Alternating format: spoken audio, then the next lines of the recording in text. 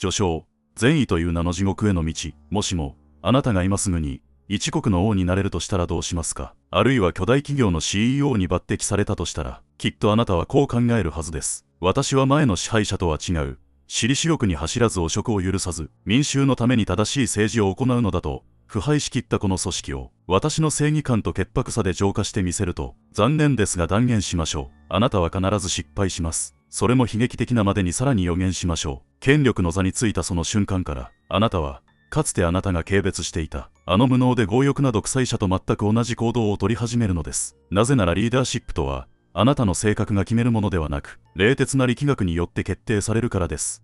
これからお話しするのは、ビジネス書には決して書かれない、リーダーシップの禁断の書。なぜ、いい人ほど早く殺されるのか、そして、なぜ悪党だけが長期政権を築けるのか、その残酷なメカニズムを解き明かしましょう。覚悟はいいですか？これはあなたの未来の物語です。第一章、権力の座は電気椅子である。まず、あなたの思い込みを破壊することから始めましょう。多くの人は、リーダーという存在を、ピラミッドの頂点に立つ、全能の神のようにイメージしています。命令一つで川の流れを変え、法律を作り、気に食わない部下を追放できる存在だと。しかし、これは完全な幻想です。真実はむしろ逆です。リーダーとは、組織の中で最も不自由で、最も脅かされている存在なのです。想像してみてください。あなたは、巨大な船の船長になりました。舵を右に切れと叫びます。しかし、機関室のスタッフが動かなければ、船は1ミリも曲がりません。甲板員が帆を張らなければ、風を受けることさえできません。つまり、あなたの命令は単なる音波に過ぎず、それを実行に移す他者がいなければ、あなたには幼児ほどの力もないのです。ここで、最初の重要な概念を導入しましょう。それは、必要不可欠な協力者たちです。独裁者であれ民主的な大統領であれ、あるいは町内会長であれ、たった一人で組織を動かすことは物理的に不可能です。必ず、あなたの手足となって、動く少数の人間が必要になります。軍隊を動かす、将軍資金を集める、財務大臣法律を運用する、官僚トップ、あるいは会社であれば、営業部長、技術責任者、筆頭株主たちです。彼らは単なる部下ではありません。あなたの生命維持装置です。もし彼らが、あなたよりも別の候補者を、リーダーにした方が得だと判断したらどうなるでしょうか。翌朝、あなたのオフィスの鍵は変えられ、あなたの PC のアクセス権限は剥奪されているでしょう。独裁国家であれば、あなたは寝室で静かに息を引き取ることになります。つまり、リーダーの第一の仕事とは、理想を実現することでも、国民を救うことでもありません。この生命維持装置である協力者たちを、つなぎ止めておくこと、ただそれだけなのです。ここに、あなたがひどいリーダーにならざるを得ない、最初の罠が潜んでいます。権力を維持し続けるためには、協力者たちの忠誠心を買わなければなりません。忠誠心とは、美しい理念やカリスマ性で得られるものでしょうか。いいえ、違います。忠誠心とは、オークションで取引される商品です。彼らがあなたに従うのは、あなたに従うことが、彼らにとって最も利益になるからです。もしライバルが、あなた以上の報酬を彼らに約束したら、忠誠心は一瞬でライバルへと移動します。では、その報酬の原資はどこから来るのでしょうか。空から金が降ってくるわけではありません。会社であれば、利益、国であれば税金です。そして、ここが決定的な分岐点です。あなたの手元には、限られた予算しかありません。この予算を、苦しんでいる民衆や、現場で働く一般社員のために使えば、彼らは喜び、あなたを称賛するでしょう。素晴らしいリーダーだ、改革者だと。しかし、その分だけ、あなたの権力を支えている、必要不可欠な協力者たちへの配当は減ることになります。将軍たちは新しい別荘を買えなくなり、株主たちは配当金の減少に激怒します。すると何が起きるか、彼らはこう考えます。このリーダーは、我々を冷遇している。あっちの候補者の方が、我々の取り分を保証してくれそうだ。そしてクーデターが起きます。取締役会で解任動議が出されます。結果、あなたは追放され、元の木阿弥です。一方で、民衆や一般社員を無視し、搾取し、その利益をすべて協力者たちにばらまくリーダーがいたとしましょう。民衆は彼を憎みます。強欲な独裁者だと罵ります。しかし、将軍も大臣も株主も、そのリーダーを全力で守ります。なぜなら、彼がいなくなれば、自分たちの甘い汁も吸えなくなるからです。この構造こそが、世界中から汚職がなくならない数学的な証明なのです。いい人がリーダーになると、予算をみんなのために使おうとします。だから協力者に見限られ、権力を失います。悪い人がリーダーになると、予算を少数の味方だけで山分けします。だから鉄壁の守りを得て、長期政権を築きます。あなたがどれほど高潔な魂を持っていても、この力学からは逃れられません。あなたが良いことをしようとすればするほど、あなたのリーダーとしての寿命は縮まっていくのです。第2章、パイの切り分け方と少数の共犯者たち。さて、あなたは権力の維持には金が必要であり、それを誰に配るかが運命を決めると理解しました。ここで、あなたは反論するかもしれません。でも、民主主義国家や大企業では、そんな露骨なことはできないはずだと、多くの人々に支持されなければ、選挙で負けるし、商品は売れないじゃないかと鋭い指摘です。しかし、本質は何も変わりません。変わるのは、あなたが買収しなければならない人数だけです。これを少数精鋭の独裁と、多数派の民主という対立軸ではなく、小さな部屋と大きな広場という、物理的な制約の違いとして考えてみましょう。まず、小さな部屋のモデル、独裁国家や創業者によるワンマン企業がこれにあたります。ここで、あなたが権力を維持するために必要な鍵となる人物はごくわずかです。秘密警察の長官、軍のトップ、主要な財閥のオーナー、合わせて数十人程度でしょう。この場合、最適解はシンプルです。国民や一般社員から徹底的に搾取し、その富をこの数十人で山分けすることです。分母が小さければ小さいほど、一人当たりの取り分は巨額になります。彼らにとって、今の体制はまさに、天国豪華なヨット、海外の隠し口座、特権的な地位、これらを失うリスクを冒してまで、あなたを裏切る理由はありません。逆に、もしあなたが気まぐれを起こして、学校を建てたり、医療を無料にしたりしようとすれば、どうなるか。小さな部屋の住人たちの取り分が減ります。彼らにとって、国民が賢くなり、健康になることは、自分たちの特権を脅かす革命の芽を育てることに他なりません。だから彼らは、あなたが前世を敷こうとした瞬間、あなたを排除し、もっと強欲で、もっと話のわかる別の独裁者を連れてくるのです。独裁国家の道路が、なぜ港から鉱山まで、そして宮殿から空港までしか続いていないのか、不思議に思ったことはありませんか？あれは手抜き工事ではありません。あれこそが、最も効率的な資源配分の結果なのです。国民を移動させない、情報を与えない、ただ資源だけを吸い上げる。それが、小さな部屋の生存戦略だからです。では、次に大きな広場のモデル民主主義国家や、上場企業を見てみましょう。ここでは、権力を維持するために必要な人数が膨大になります。有権者の過半数、あるいは数万人の株主の支持が必要です。数百万人の有権者全員に、フェラーリを1台ずつ送ることは物理的に不可能です。国家予算がいくらあっても足りません。ここで初めて公共事業や減税社会保障といった政策が登場します。勘違いしないでください。これはリーダーが慈悲深いから行われるのではありません。数万人、数百万人を買収するためのコストパフォーマンスの良い賄賂として機能しているだけです。一人一人に現金を渡すより高速道路を作りますと言ってその地域全体の票をまとめて買う方が安上がりなのです。医療費を下げますと言って、高齢者層という巨大なブロックの支持を買う方が効率的なのです。つまり、民主主義において、国民が比較的豊かな暮らしを享受できるのは、リーダーが良い人だからではありません。リーダーにとって、国民を豊かにし、生産性を上げさせ、そこから税金を取る方が、自分たちの取り分を最大化できるという、計算が成り立つからに過ぎません。彼らは、私たちを愛しているのではありません。牧場の主が、乳牛の健康を気遣うのと同じ意味で、私たちを管理しているのです。第3章、粛清という名の断捨離、権力を握るための構造は理解できましたね。では、あなたが実際に権力の座についた直後、最初に行うべき仕事は何でしょうか？就任演説祝賀パレード。いいえ、違います。それは裏切りと粛清です。これを専門用語で、キークライアントの入れ替えと呼びます。想像してください。あなたが革命を起こし、前任の独裁者を倒そうとしているとき、あるいは社内でクーデターを画策し、無能な社長を引きずり下ろそうとしているとき、あなたは多くの同志を集めたはずです。今の体制は腐っている。俺たちが変えるんだと、熱く語り合い、リスクを共にした仲間たち彼らは、あなたの革命には不可欠でした。しかし、いざあなたが王座に座った瞬間、彼らは最大の荷物へと変わります。なぜなら、革命に必要な能力と、統治に必要な能力は全く別物だからです。革命には過激で行動力があり、現状を破壊するエネルギーを持った人間が必要です。しかし、安定した統治には従順で実務能力があり、あなたの命令を淡々とこなす官僚が必要です。かつての同志たちはこう思うでしょう。俺たちは命がけで戦ったんだから、それ相応のポストと報酬をもらえるはずだと。しかし、思い出してください。パイの大きさは決まっています。権力の座についたあなたは、前任者の配下だった官僚や軍人たちも取り込まなければ組織を回せません。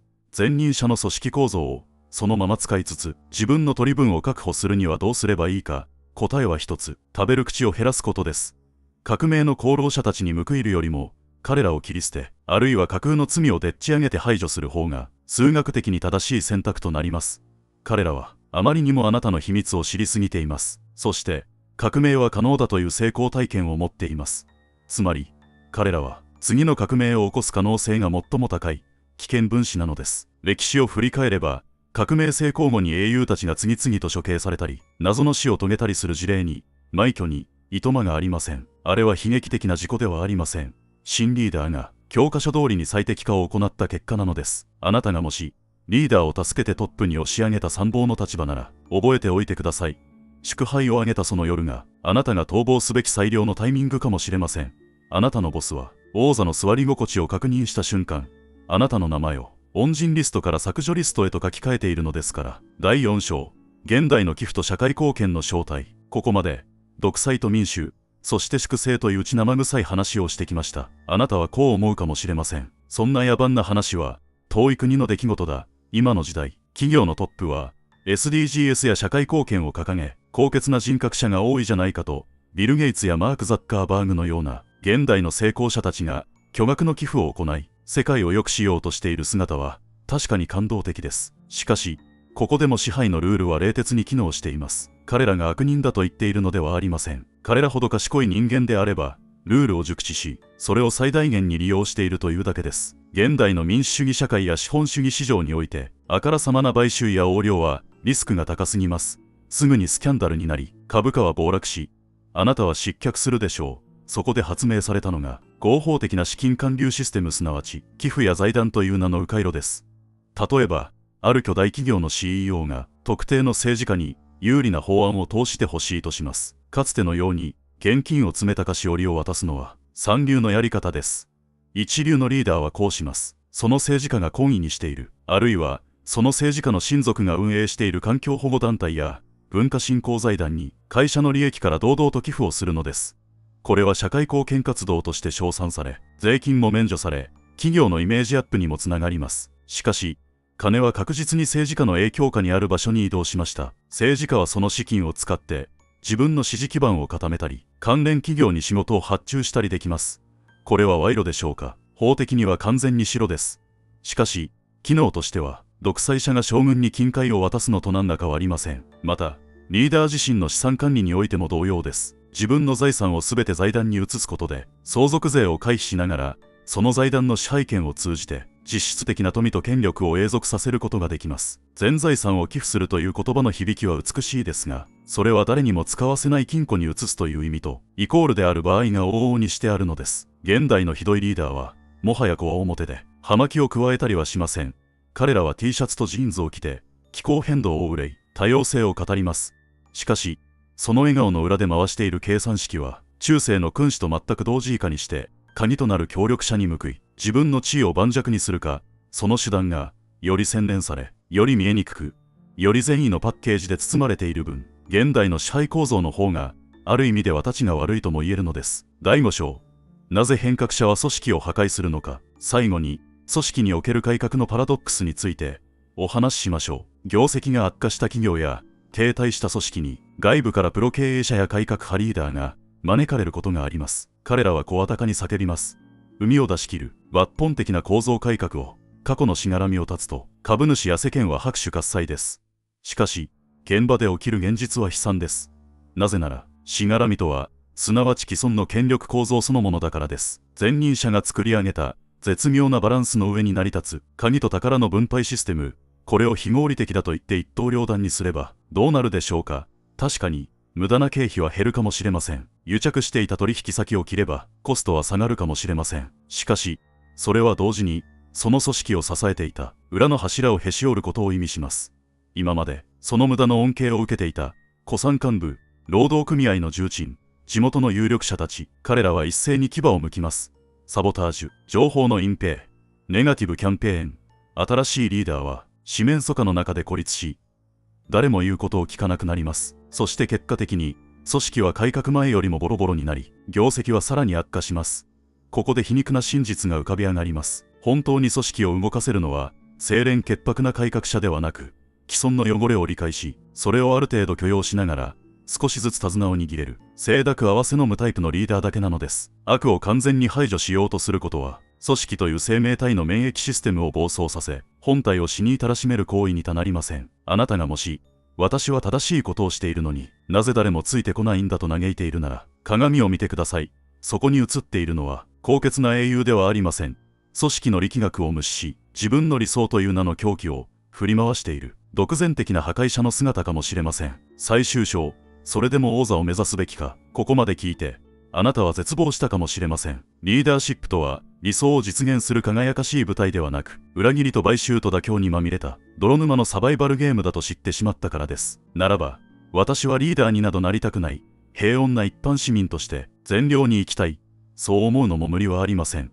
しかしここにもう一つの、そして最後の残酷な真実があります。それは権力を持たない者には何も守れないということです。あなたがリーダーになることを拒否し、権力構造から目を背けたとしても、権力構造はあなたを無視してはくれません。あなたの給料、税金、働き方、そしてあなたの子供たちが生きる社会のルール、これら全てを決めるのは、あの泥沼のゲームを勝ち抜いたひどいリーダーたちです。あなたが清廉潔白でありたいと願い、権力の座を譲った、その相手は、あなたほど高潔ではないかもしれません。彼らは平気で私腹を肥やし、あなたの生活を犠牲にし、世界をより悪い方向へ導くかもしれません。歴史を見てください。私は政治に興味がないと言って、沈黙した善良な市民たちが、どれほどの悲劇を許してしまったかを。だからこそ、私はあえてあなたに言います。この汚れたゲームのルールを熟知した上で、それでもなお、王座を目指すべきだと。ただし、幻想は捨ててください。世界を一瞬で変える魔法の杖など存在しません。あなたが手にするのは、重くて扱いにくい、錆びついた剣だけです。それでも、その剣を握るのがあなたであることには意味があります。なぜなら、あなたは今、この動画を通じて仕組みを知ったからです。自分がなぜ汚職に手を染めそうになるのか、なぜ側近を切りたくなるのか、そのメカニズムを客観的に理解している人間だけが、ギリギリのところで踏みとどまることができるのです。完全な善人にはなれないかもしれません。